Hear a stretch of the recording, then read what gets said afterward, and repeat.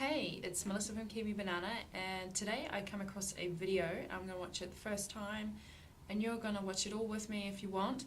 And it was titled, Is Vegan Meat Really Healthy?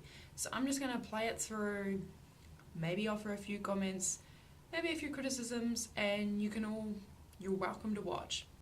In the United States, Thanksgiving means putting up with our relatives long enough to grab some of that sweet, sweet turkey and honey-glazed ham. But for someone who has dietary restrictions or objections to eating animals, even Dietary restrictions?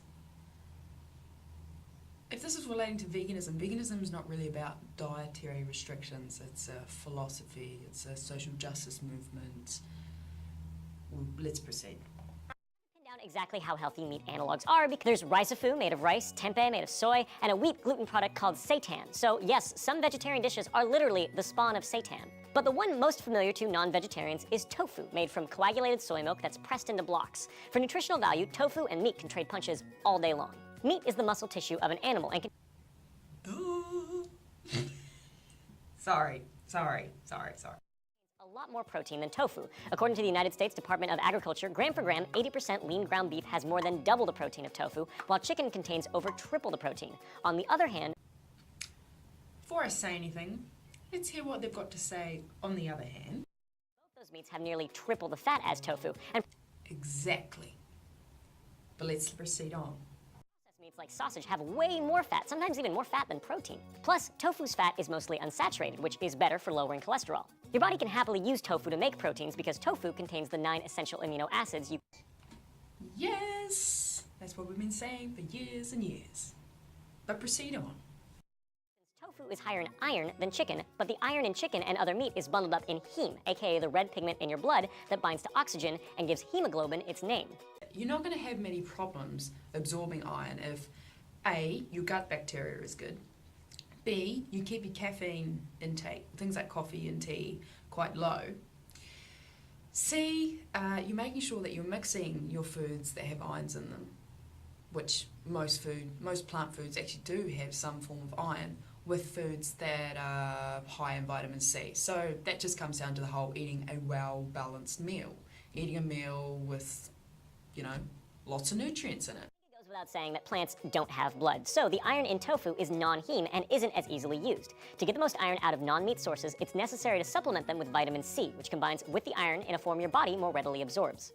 So it's kind of along the lines of what he's saying, but you don't actually need to take a vitamin C supplement with your foods that have iron in them to absorb them. You just eat foods that have vitamin C in them, which tend to be fruits and vegetables. I mean, I can think off the top of my head that kiwi fruit is a great example of something that has lots of vitamin C in it. You might not necessarily be eating kiwi fruit with tofu, but there's lots of other foods you could eat with your tofu or other high iron foods,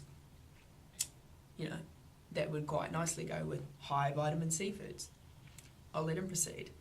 Vitamins, a meat-free diet makes it really difficult to get enough vitamin B12. On the note of B12, now I can't speak for all countries, but in regards to New Zealand, a lot of our land animals are supplemented with B12. We have a lack of cobalt in our soil, and that can lead to, the lack of B12 being in our soil. And also for the fact that we don't really drink water from wells and things like that anymore. We have all these other filtration systems, so there's very little B12 in our water.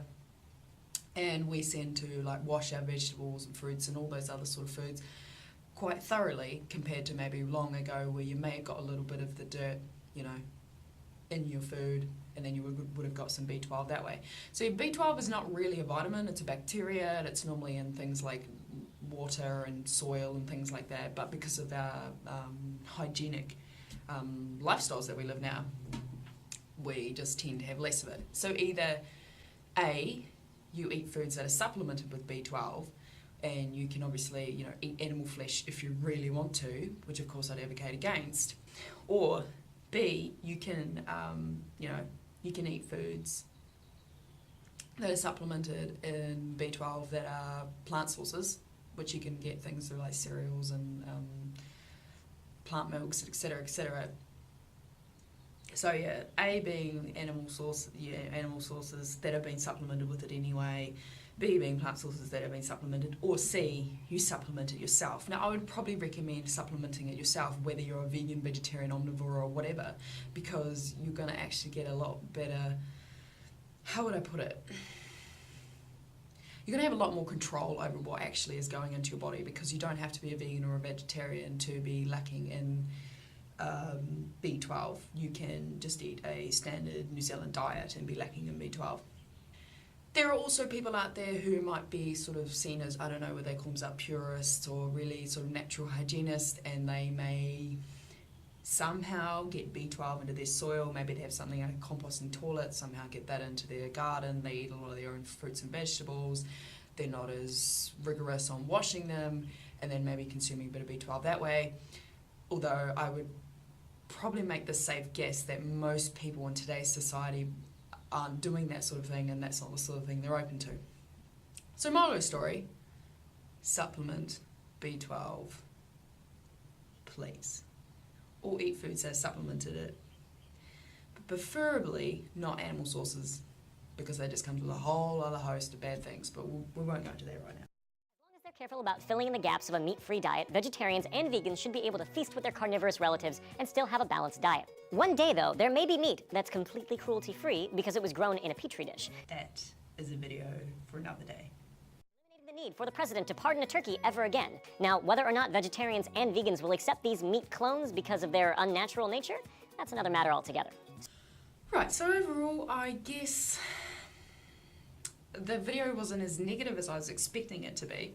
Someone who is responsible and wants to take, take their health to the next level will do things like this. Will be aware of like making sure we're getting enough of all these sorts of nutrients. And the thing is, whether vegan meat is healthy or not, to some people veganism is not really about like the nutrients that they're putting into their mouth. It's more about it's an ethical stance.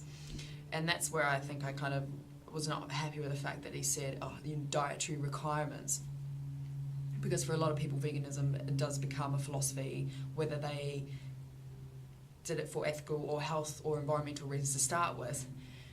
After a number of years, one does start to, would have become aware of all of the aspects of veganism, and it won't be doing veganism just for one reason. So yeah, I guess I better wrap this up. Vegan meat can be slightly unhealthy, but to be honest, it will never be as unhealthy as, the dead flesh of an animal, unless the fake meat is absolutely covered in oils, which is obviously another video for another day, because refined oils is not really the most healthiest thing for you. But yeah, that's a video for another day. So yeah, I guess, all in all, the video wasn't as bad. Let me know if you've seen this video. What did you think of it? I'm sure there'll be more of you that probably take more of a hardline approach to what they had to say, and there'll probably some of you who would maybe have more of a positive approach to what they had to say. Leave comments down below if you want. Like if you do, share, it'd be nice, and I'll see you in the next video.